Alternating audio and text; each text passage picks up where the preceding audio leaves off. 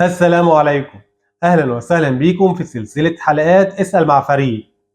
قبل ما نتكلم على سؤال النهاردة حابين نشكر حضراتكم على التفاعل الفترة اللي فاتت، سواء كان بالتعليقات أو اللايك أو الشير، وخصوصا العملاء اللي بعتوا لنا رسائل إيجابية، جزاكم الله كل خير.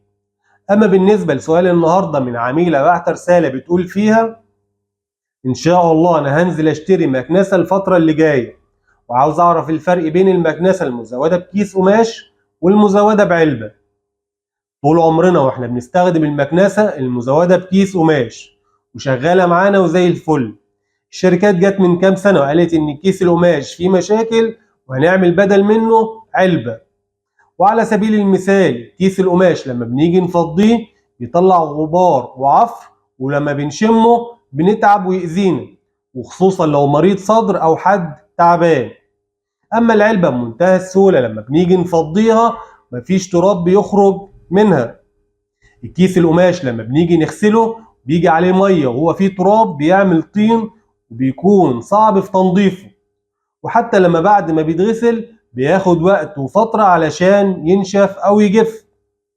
اما العلبه مجرد ما فضينا منها التراب بتتغسل وتتنضف وبتركب مكانها بدون ما ننتظر ان هي تنشف او تجف.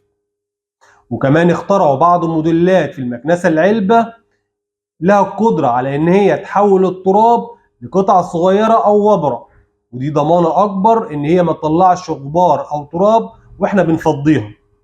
لكن عاوزين نلفت نظركم لحاجة مهمة جدا: مميزات المكنسة العلبة كتير لكن برضو فيها عيب. المكنسة العلبة بيكون قدام العلبة او وراها فلتر بيحمي الموتور. الفلتر ده لما بيتملي تراب وبيجي عليه تراب بكمية، المكنسة بتتوقف عن العمل وبنضطر ان احنا نشيل الفلتر وننضفه علشان تشتغل من اول وجديد. نتمنى نكون ضفنا لكم معلومة جديدة. السلام عليكم.